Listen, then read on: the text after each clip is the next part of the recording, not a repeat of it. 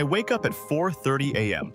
My first flight departs at 7, and I like to be at the airport at least an hour and a half early. Quick shower, shave, uniform on.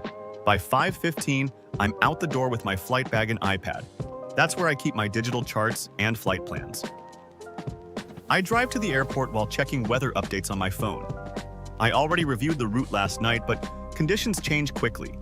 It's a short haul today, 2 legs, both under 2 hours, flying a Boeing 737. I meet my co-pilot in the crew lounge. We've never flown together before, that's pretty normal. We review the flight plan, fuel load, weather en route, and potential alternates. Once we're aligned, we head to the gate to board the aircraft. Once on board, we perform our pre-flight checks, everything from verifying switches and systems to programming the flight management system.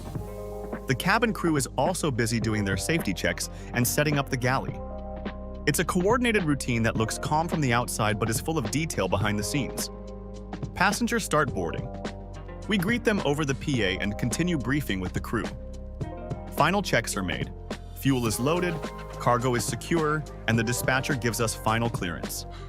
Once we push back, the focus sharpens. Taxiing to the runway, we review our departure briefing. Who's handling the takeoff, initial heading, speeds, emergency procedures. Even though it's a short flight, safety and precision never take a backseat. Takeoff is smooth. Once we hit cruising altitude, things settle, but we're never idle. We monitor weather, adjust our course for turbulence, speak with air traffic control, and keep an eye on aircraft systems. We also communicate with the cabin crew about passenger needs or any in-flight updates. 45 minutes later, we start our descent. Weather at the destination is clear, and we land without issues.